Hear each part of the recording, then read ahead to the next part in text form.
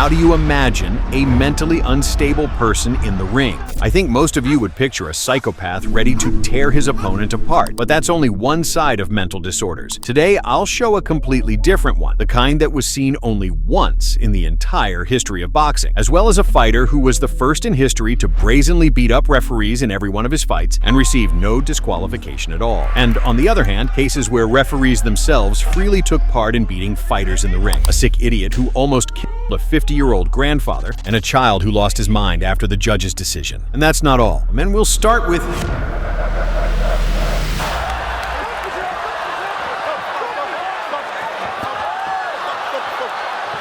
Presenting to you the most immoral fighter from Iran. Yes, this idiot straight up beat up the referee. But do you think that's all I can show you in this fight? Watch this story to the end, and I'll show you what kind of person he really is. His name is Cena Karemian, and unfortunately, he is still being allowed into the ring. Many have already said that he should be locked up in prison for stunts like this. This is not his only fight involving the beating of a referee, but just another one in the series. His opponent, Ampo, didn't even know who he was facing that night. Perhaps he would have wanted to prepare better to teach this idiot a lesson.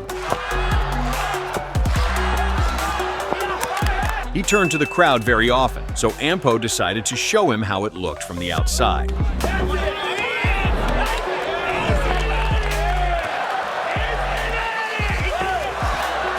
That's when Cena exploded. He simply switched his aggression and fighting mindset into mockery, proving that Ampo wasn't like him, that he couldn't behave the same way.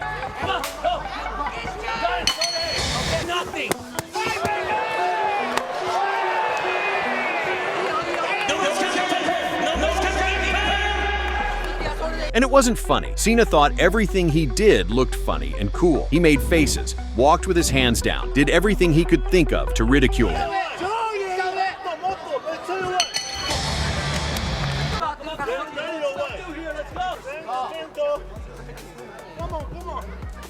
That's good. Oh, okay. Got nothing on you, man. Punch him slow down. It's going slow. Now hit him up. Punch him for what he's doing. From that point on, he couldn't be stopped anymore. He deliberately started taking punches, even knowing the damage was serious, and that even if he didn't get knocked out, it would badly affect the judges' scorecards. There was a high chance he would lose on points. But he no longer cared. For him, it was more important to win by showing that even by giving his opponent a handicap, he was cooler, stronger, and more durable, and capable of winning while losing on points. Or maybe he was confident in a knockout. Who knows? Go, go, go!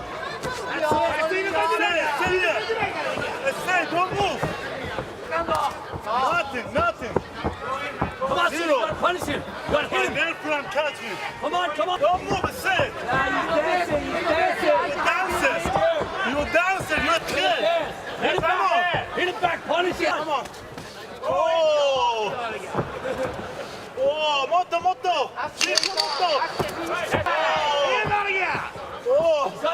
One more fight. For the rest of the fight, he just talked, just shouted, basically hosting a podcast right there in the ring. More. You're the one who's gotta hit him. You gotta hit him. Yeah. You know what? Sit here. Sit here.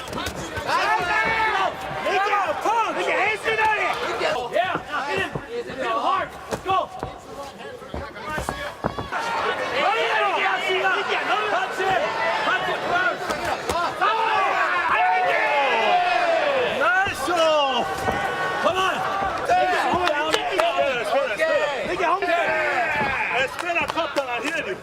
But how did what I showed you at the beginning of the fight happen? It all started with 2 illegal strikes, after which the referee intervened and stopped Cena, which made him extremely angry. And when the referee did it a second time, he couldn't be stopped anymore. He literally began ignoring the referee's presence, as if he wasn't a judge with authority, but just a regular spectator who came to interfere with a normal fight, just someone in the way. Apparently, Cena perceived what was happening as a serious, personal street fight, not a professional bout, because that's usually how people act on emotions outside the octagon. You get it, right? 2 illegal strikes plus ignoring the referee is total refusal to follow the rules, which should have automatically disqualified him from the fight. But what do the promotion and the referee do? They just smile with him in his corner, and he in turn proudly looks down on everyone.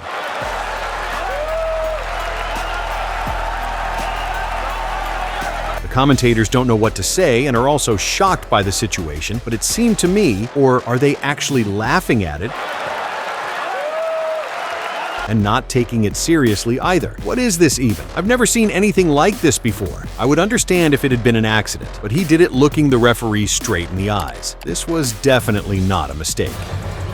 As you understand, all of this, for some absolutely unknown reasons, did not lead to the fight being stopped or to a disqualification, not even declaring the bout a no contest. But no, they continued. And here I noticed something in this fight that neither the commentators nor the judges noticed. Have you heard the saying, "Show me who your friend is and I'll tell you who you are"? Right before the illegal strikes, someone captured Cena's coach pointing at the opposing fighter, as if saying, "Finish him, do something." Perhaps this tactic was agreed on in advance. No one will ever know. Write your thoughts in the comments. I really do read the comments, despite the fact that you constantly write that you're tired of AI content. Please, instead, let's discuss a truly interesting moment. Maybe someone has some information about this fighter. Where is he now? And does he still enter the ring? Anyway, after all this chaos, Rukia noticed the indifference, and from that moment on, nothing bothered him except punishing the idiot. Punishment shouldn't be for the judges' scorecards. If you punish, you do it big. Now, he didn't pay attention to the antics anymore. He just silently carried out his ideas of destruction. Let's go, Cena.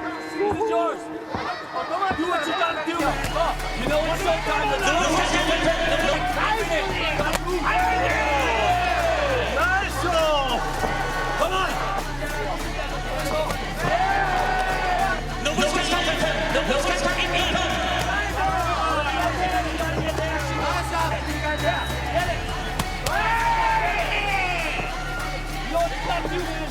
And then Cena got nervous. You can see it by how he suddenly stopped playing around. He started thinking. A thought slipped through that there was a big risk of losing this fight.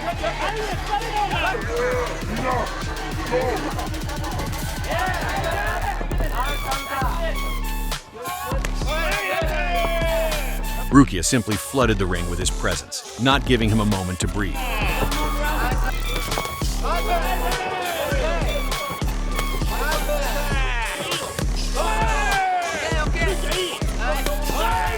Meanwhile, the coach kept yelling in the background, not even realizing where he had driven his own fighter. Hit him back for that. But that didn't mean Cena stopped mocking his opponent. Now, it was his only weapon. Maybe Rukia would lose his mind listening to all this. I don't know. Pressuring a fighter with psychological weapons is quite a pointless thing.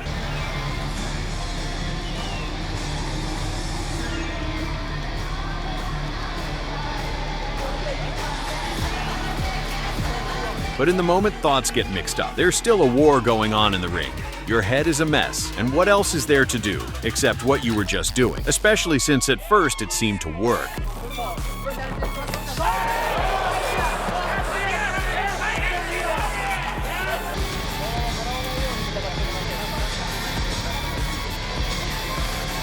And here's another funny moment. While Cena's coach is panicking and doesn't know what to do, Rukia's trainer is just eating with a smirk, understanding everything without a single word. There were moments when Cena did land his shots, but just look at Rukia's responses.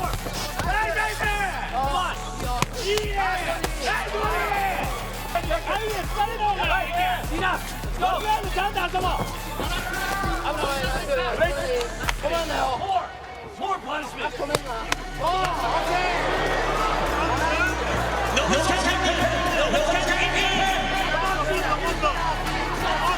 Honestly, forgive me, but you can watch this kind of beating endlessly. I'm sure you want to see the outcome, but I can't not show you the footage of how he's being punished. That would just be robbery on my part.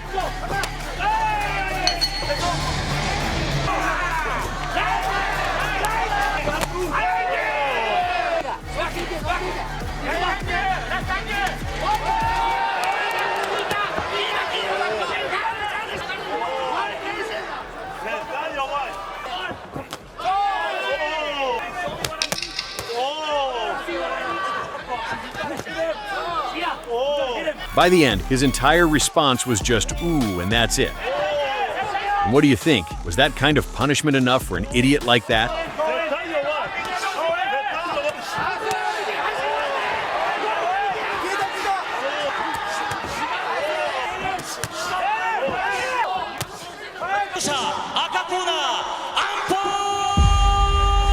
Let's put it this way. You could make a video about him that's 3 hours long because every one of his fights before this went the same way. But now, let's take a look at his female version. You have no idea what kind of match this is. This woman is an army general, and when the soldiers built a makeshift ring out of tarps, she noticed the perfect opportunity, took gloves from one of the fighters, and started shouting that no one can defeat the general. She doesn't care if it's a man against her, even two men. You don't just become a general for nothing. She has more experience than any one fighter, or even several combined. Her techniques are capable of taking down anyone. She literally imagined herself as Dwayne "The Rock" Johnson in a female form. A lieutenant decided to step out against her, with the desire to prove that even an ordinary male soldier can be stronger than the most experienced woman, because strength lies in genetics, not in experience. As soon as the second announced the fight, the general flew into the attack. I don't know why, but the style of female fighting seems a bit constrained. You can see it in how she charges forward like a tank, forgetting about defense and stance. Perhaps it's influenced by this center of gravity in the body, which in women is shifted to the hips, making it harder to control herself on her feet against a man. The second tried to stop her,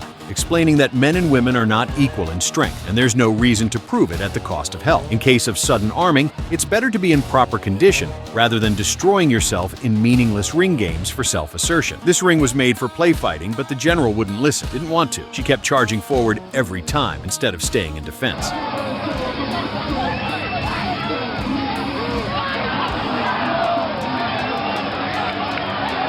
Each time the referee stopped her and asked her to hold back, all in vain.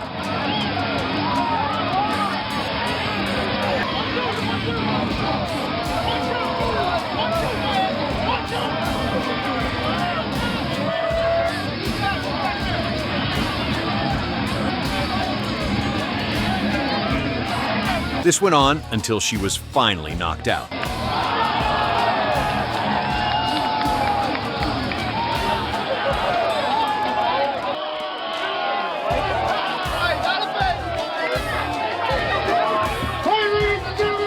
She got up with a serious, displeased expression and said detachedly, "Stop these silly games. Everyone step aside." In reality, it's common in armies for women to compete with men. Usually, men are calmer and more restrained, while women often try to assert themselves and do everything to be considered stronger and more valuable in the battalion, even among men. If we take a quick look at what we have, it's practically the same, but the context isn't as well known as in the previous example. However, here too, the woman took the initiative to face a male soldier. So here's the question. Do you think the man should show tolerance and give way? And overall, doesn't this format of interaction and fighting between a guy and a girl seem immoral to you? I'd like to hear your opinion.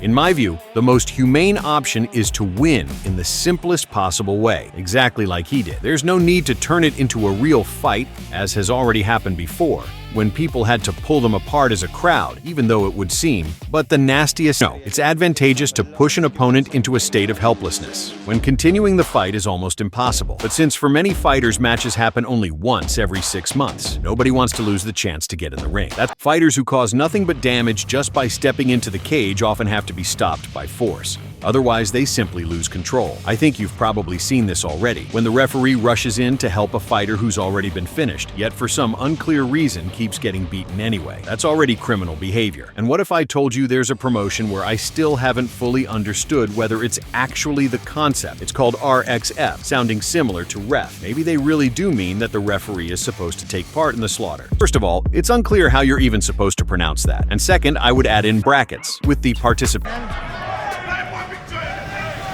Alright, while you're writing, I already know what can shock you much more than the previous fight.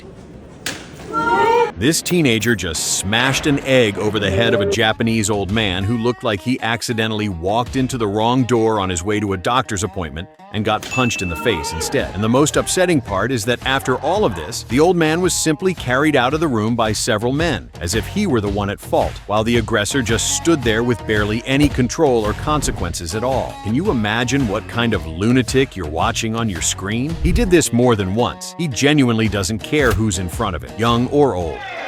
Hey.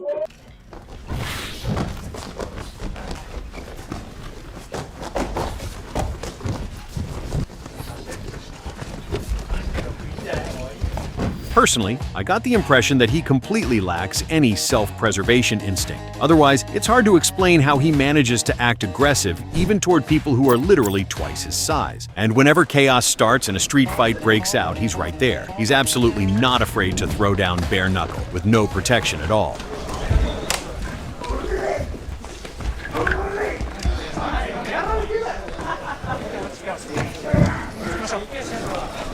He just needs a target, someone to hit, that's it. He lives for it, even outside the ring.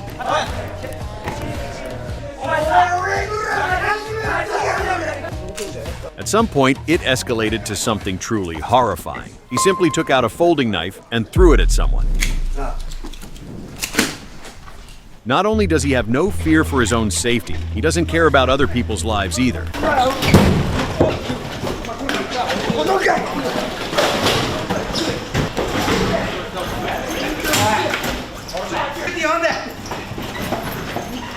He grabbed a metal pipe and was about to smash someone over the head with it, but he was stopped just in time.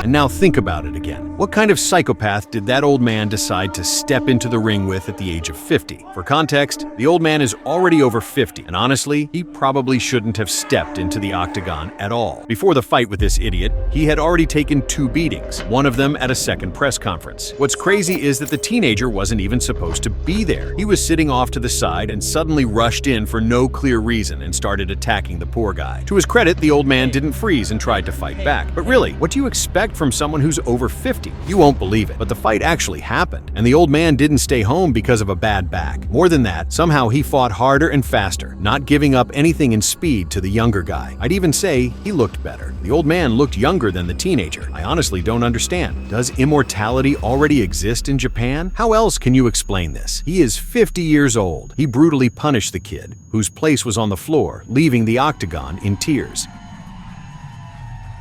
And then I remembered one incident when a fighter also left in tears, although he was walking around the ring in tears while being beaten. You know, this fight is the perfect combination of strangeness and mockery that I could show you. You wouldn't believe it, but Lennox Lewis is involved here. How did you feel when he was crying in the ring? Like, the dude just started bust out and started crying in the match. Did you think he was mind-fucking you? Or what? Well, I was prepared for everything. But I was not prepared for a man breaking down and crying in front of me. I mean, it's like, okay, what do I do now? Is he serious or what? Right. You know, I mean, it's like, he stumped me. I didn't know what to do, so it was that kind of situation. Oliver McCall, who had already once beaten Lennox while walking around in tears, was in the mix again. Right hand. That's what he called. That's what he said. Hey, and Lewis doesn't look good. This fight is over. It is over. But a strange thing happened. The audience didn't accept the victory, and Lennox himself, in his prime years, was extremely bold and shouted everywhere that this win wasn't real, because on his side were simply millions of people. The pressure on Oliver was so enormous that he himself began to believe the fight never really happened. Honestly, his psyche was already fragile at that time. But when, amid all the uproar, they offered him a rematch, he agreed, though his mental state was already on the edge when he stepped back into the public eye. For example, in this video before the fight, it looks like he's under the influence of substances, but the doping control disproved that information. And on the day of their second fight, McCall refused to leave the locker room at all. The 45-year-old Larry Holmes, and looked like he had slipped. And Lewis was already told that there was a possibility the fight would be postponed. But suddenly, Oliver did come out, and his condition shocked everyone even more. He was already depressed. From his face, it looked as if he was already in tears. But as soon as he saw the crowd, it was as if a switch flipped. He rushed into the ring as if nothing was wrong. Like he wants to fight. Yet, once he was standing in the ring before the start, he began acting strangely again, walking in circles and not listening to his trainer, who was trying to keep up with him and at least go over the plan a little. But he didn't even look anyone in the eyes. It was as if he was angry at everyone, even those closest to him, completely withdrawn, detached to the maximum. It felt like something terrible was about to happen. But in the first round, the concerns faded because he started the fight competitively, without unnecessary actions, and fought 3 rounds very much in his usual style. Everyone even began to believe that their first fight really had been a full, legitimate one, that there were no mistakes, and that Oliver truly deserved the victory.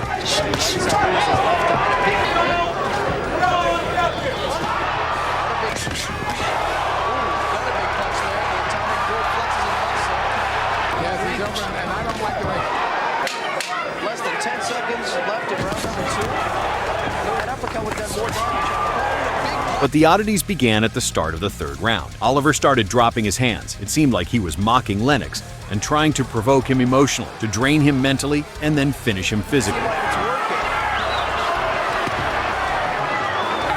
send Lennox right after him. That's it, right after him.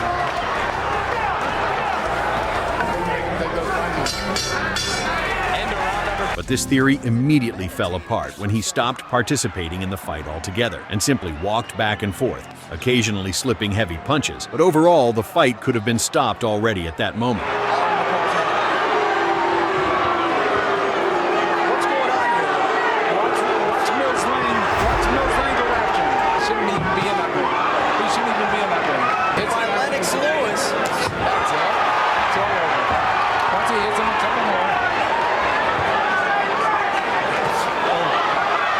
And then, having made it to the end of the round, something even stranger happened. Instead of going to his corner like Lewis did, Oliver just walked back and forth around the ring, and his trainer had already given up trying to call him. He walked like that until the end of the break.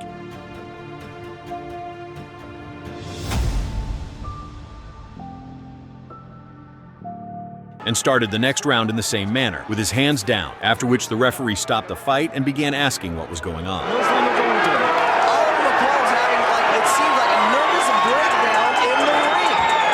After the end of the fifth round, he once again went off to wander around the ring. This time, it didn't last long. Then he finally returned to his corner and started crying. But the trainer and his manager decided not to stop the fight and forced him to continue, deciding that the situation wasn't critical. They tried to instill in him the will to fight for his family, for his children, but he didn't respond at all. It was as if he had shut himself off inside. He just stood there, silently crying. Then Mills Lane, the referee, came over and began asking McCall whether he wanted to continue. He didn't answer a single word, but the trainer in the corner assured that yes, he would continue. For unclear reasons, the fight was resumed. Even though it was obvious that Oliver wasn't suddenly going to snap back to himself, he was already behaving strangely, and there were reasons to worry. In moments when he was being beaten, it seemed like he was looking toward his corner with thoughts like, why did you do this? Why did you force me to continue? But it turned out that everything was completely different. Naturally, the fight was stopped almost immediately. And after the fight, the very next day, Oliver came out with an absolutely unexpected and astonishing explanation for his behavior. According to him, he was using Muhammad Ali's tactic against George Foreman, and the referee who stopped the fight didn't allow him to carry out his plan. Of course, this sounded extremely unconvincing, and he was sent for a repeat doping and drug test. No substances were found. After that, his purse was frozen, and he was sent for a psychiatric evaluation, after which he spent 6 months in a mental hospital. Upon his return, he was eventually paid his purse. But that wasn't the important part, because the reasons turned out to be much deeper. He had been a drug addict for a long time, and on the very day of the fight, he experienced an acute withdrawal syndrome after prolonged use. Alongside this, there was an acute episode of depressive disorder. After being released from his forced hospitalization, he said that the moment that brought him to tears was connected to religious thoughts about repentance for a bad lifestyle. Later, he completely retracted his own words about tactics and blamed the promotion for allowing him to fight while he was in a poor mental state. But you still proceed to punch him in the face. No.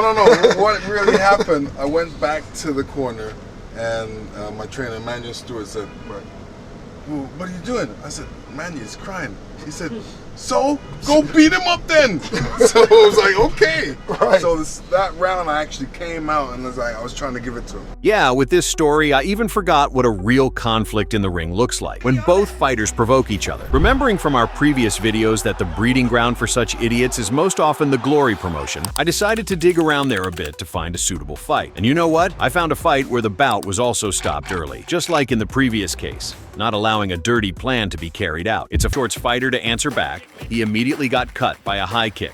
Yeah, a lot of good front kicks from Stoyan, but... And when the referee called a break, I'll only add that story if you ask for it. Someone has to write, I want a continuation about Cena. Or if you've already left a comment on this video, just add an eggplant emoji at the end of your comment. That's how I'll know what you mean. And I'll definitely include Cena in the new script.